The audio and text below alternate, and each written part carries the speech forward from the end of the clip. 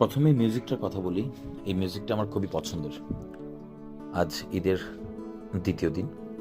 আমি কিছু video footage add করে কিছু মেমোরিজ শেয়ার করার জন্য একটা কন্টেন্ট তৈরি করলাম।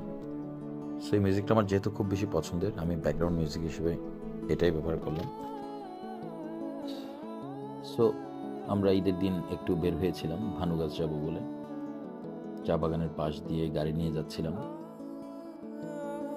সো একটু পরপর আশপাশের পরিবেশগুলো দেখছিলাম, খুবই সুন্দর।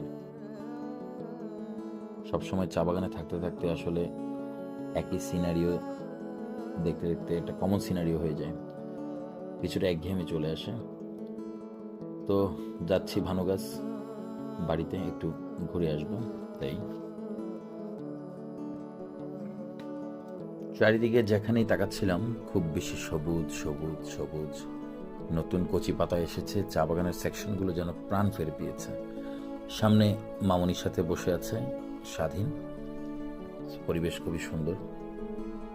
এখন আমরা চা বাগানের ভিতর দিয়ে যাচ্ছি, একটু উপভোগ করুন চা বাগানের ভিতরের পরিবেশগুলো।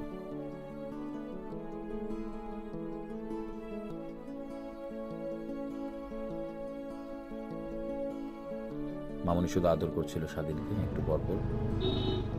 তো শমশেরনগরে আসলাম, শমশেরনগরে একটু ড্রপ করলাম ইগল নার্সারিতে, যেখান থেকে কিছু ফুল গাছের চারা কালেকশন করবো। সো কিছু ফুল গাছের চারা নিলাম। ভানুগাছ যমুনা গুলশানপুর। আমি হক, আমার চাইল্ডহুড ফ্রেন্ড, আমরা একসাথে একটু আড্ডা দিয়েছিলাম।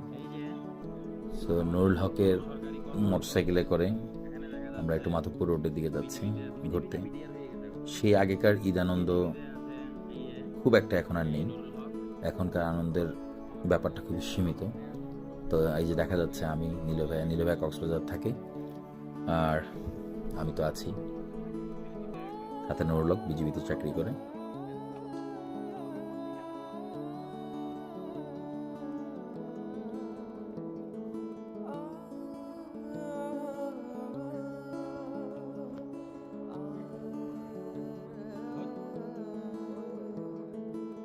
এটা নুরুল হকের বাড়ির ছাদ বাগান, খুবই সুন্দর। নীল ভাইয়া কিছু জিন জাতিকে নিয়ে কথা বলছিলেন।